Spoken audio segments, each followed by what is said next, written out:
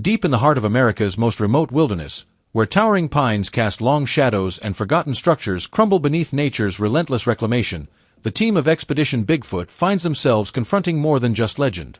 Their latest investigation has led them into a labyrinth of eerie encounters, vanishing trails, and unsettling discoveries that challenge everything they thought they knew about the wild. The expedition began like any other, under the pale glow of a full moon, with equipment checked and nerves steeled. The team set out to investigate reports of unusual activity near an isolated ridge system, where locals claimed to have seen impossible shapes moving through the trees. As lead investigator Russell Acord led the climb, the forest seemed to hold its breath. There was this silence, he would later recount. Not just quiet, but complete absence of sound. No insects, no owls, like the woods were waiting for something. Halfway up the treacherous slope, the team made their first bizarre discovery. A strange white shape materialized in their flashlight beams, its form shifting before their eyes. "The bottom half just vanished," said team member Bryce Johnson, his voice tense on the expedition recordings. One moment it was there, the next, just this perfect white circle hanging in the darkness. Then came the real shock. The trail they had been following, carefully marked with fluorescent tags, was gone. Not overgrown, not obscured, but completely erased, as if they'd never passed through. Veteran tracker Ronnie LeBlanc checked and rechecked his GPS in disbelief. "We should be standing on our own boot prints right now," he muttered. "But there's nothing. Just undisturbed forest floor." Ghosts of industry, the abandoned mining complex. While part of the team struggled with the vanishing trail, Russell found himself drawn to an unnatural scent on the wind, a cloying metallic stench that made his eyes water. Following his nose led him to a discovery that would change the course of their investigation. Emerging from the undergrowth stood the skeletal remains of what appeared to be an early 20th century mining operation. Crumbling concrete foundations, rusted machinery, and the ominous black mouths of mine shafts dotted the landscape. But it was the central building, a two-story structure with windows like empty eye sockets, that commanded attention. Nature was eating it alive, Russell noted. Vines punching through walls, trees growing right up through the floorboards. But what got me was how recent some of the damage looked. This wasn't just decades of decay. Something had been here recently.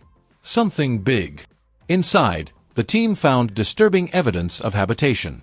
Scratches too large for any known animal marred the walls. A crude nest of broken branches filled one corner, large enough to accommodate a creature well over 7 feet tall. Most chilling of all were the child-sized handprints in the dust, except these prints showed only 4 fingers, each ending in what appeared to be claw marks. The water source incident. Something in the dark. Meanwhile, investigators Mireya Marks and Ronnie LeBlanc were making their way toward a known water source, theorizing that any large creature would need regular access to fresh water. Their approach was textbook: silent movement, minimal light, constant vigilance. What happened next defied explanation. "I heard it first," Mireya reported. "This clicking sound, like 2 rocks being knocked together. Then the smell hit us, like wet fur and copper pennies." The team's audio recordings from that moment reveal heavy breathing and the sudden panicked whisper, "Ronnie, something's moving in the trees to our left." The subsequent minutes remain hotly debated among Bigfoot researchers. The thermal cameras captured a massive heat signature moving at incredible speed, while the audio picks up what sounds like heavy bipedal footsteps circling the investigators. Most disturbing is the brief, guttural vocalization caught on tape, a sound that primate experts have been unable to identify. Theories and implications. More than just a beast? As the team regrouped at base camp, comparing notes and evidence, a troubling pattern emerged. The abandoned mine, the vanishing trail, the thermal anomalies, all centered around locations with histories of disappearances dating back to the mining era. These weren't random encounters, lead researcher Dr. Mireya concluded. "We're seeing signs of territorial behavior, of something that knows this land intimately and has been here for generations. The real question is, what happened between these creatures and the miners all those years ago? And why does whatever happened then still echo today?" Into the unknown, the expedition continues. As the team prepares for their next foray into these haunted woods, one thing has become painfully clear. They're not just hunting Bigfoot anymore. They're unraveling a mystery that spans generations, a tapestry woven from Native American legends, pioneer journals, and modern-day encounters that defy logic. The forest holds its secrets close, but Expedition Bigfoot is determined to drag them into the light. What they found so far suggests we may need to rethink not just whether Sasquatch exists, but what it truly is, and what dark history it shares with humanity in these forgotten corners of America. As night falls once more over the investigation site, the team checks their gear with nervous hands. The woods are quiet again. Too quiet. Whatever watches from the shadows is waiting for their next move. And this time, they intend to be ready. Dr. Mireya Mayer and investigator Ronnie LeBlanc moved as one with the darkness, their boots finding silent purchase on the damp earth. The dense canopy overhead choked out the moonlight, leaving them to navigate by the faint glow of red-filtered flashlights. Mireya adjusted her headlamp to its lowest setting, the dim crimson beam just enough to reveal the tangled undergrowth without destroying their night vision. Their radios crackled with muted static, the electronic whispers the only concession to modern technology in this primeval landscape.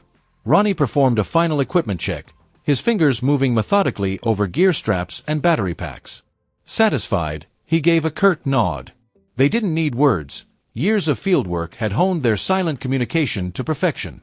The team split at a fork in the game trail, the decision made with barely a glance. Mireya would follow the descending path toward the creek bed, where fresh water might draw all manner of forest inhabitants. Ronnie would take the higher route, skirting the ridge where thermal scans had previously detected unexplained heat signatures. Alone now, Mireya became hyper-aware of the forest's breathing. The normal night chorus, the chirp of tree frogs, the rustle of foraging rodents, had fallen eerily silent. Her scientific mind catalogued the anomaly even as her pulse quickened.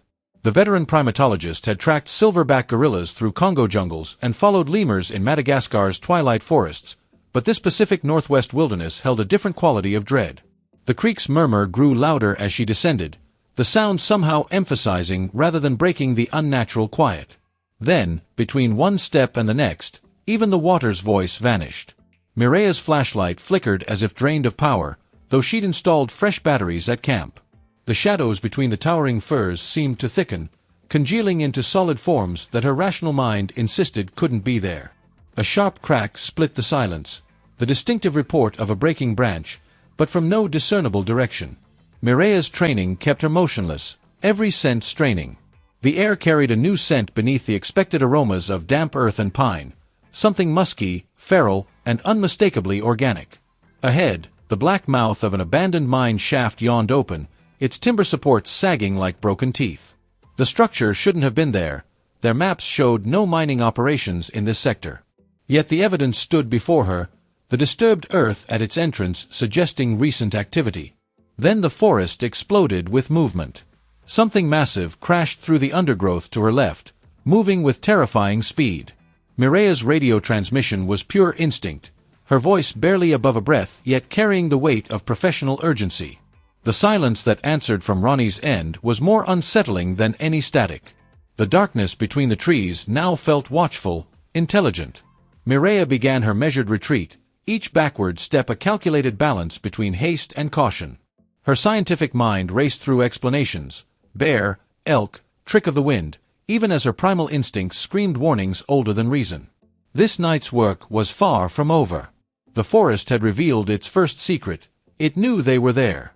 And whatever shared these woods with them wasn't finished making its presence known. The expedition would continue at first light, but for now, survival meant regrouping. As Mireya melted back into the shadows, the mine entrance stood sentinel behind her, its darkness somehow deeper than the surrounding night. The team had come seeking evidence of the unknown. They may have found more than they bargained for.